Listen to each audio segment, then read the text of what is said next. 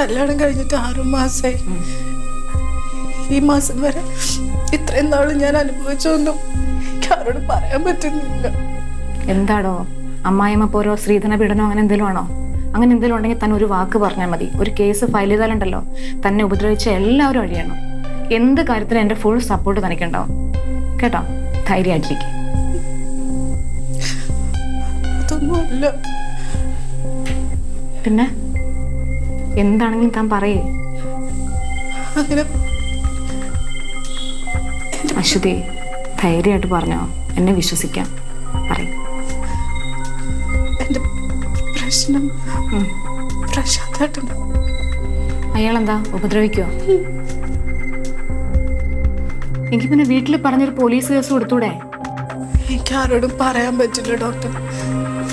ആടിയും ചവിട്ടൊക്കെ ആയിരുന്നെങ്കിൽ ഞാൻ എപ്പോഴേ പറഞ്ഞാല്. ഇത് അയാളെന്നെ പറയാ അശ്വതി. സെക്ഷലി. അശ്വതി റിലാക്സ്, കരയണ്ട.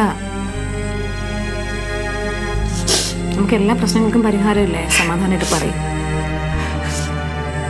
കല്യാണം കഴിഞ്ഞിട്ടുള്ള ആദ്യ ദിവസങ്ങളിലൊക്കെ എനിക്കിതിനെപ്പറ്റി വലിയ അറിവൊന്നുമില്ലായിരുന്നു. അപ്പം ഈ ചെറുപ്പത്തിലെ മുതൽ ഇങ്ങനെയുള്ള കാര്യങ്ങളൊന്നും സംസാരിക്കാനോ കേൾക്കാനോ ഒന്നും പാടില്ല എന്നൊക്കെ എൻ്റെ വിചാരം. അതുകൊണ്ട് തന്നെ അയാള് ഇങ്ങനെ ഓരോന്നൊക്കെ ചെയ്യുമ്പോൾ ഉപദ്രവിക്കുമ്പോഴൊക്കെ ഇങ്ങനെയാണ് ഇതെന്നാ ഞാൻ വിചാരിച്ചുകൊണ്ടിരുന്നത്. പിന്നെ അയാളോരോ വൃത്തിയായിട്ട വീഡിയോസൊക്കെ കാണിച്ചു തന്നിട്ട് അതുപോലെയൊക്കെ ചെയ്യാനൊക്കെ നിർബന്ധിക്കുമല്ലേ. പറ്റില്ല എന്ന് പറയുമ്പോൾ കുറെ ഉപദ്രവിക്കും.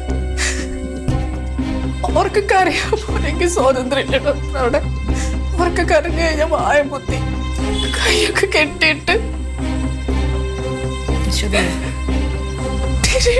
ടൈമില് പോലെയാണ്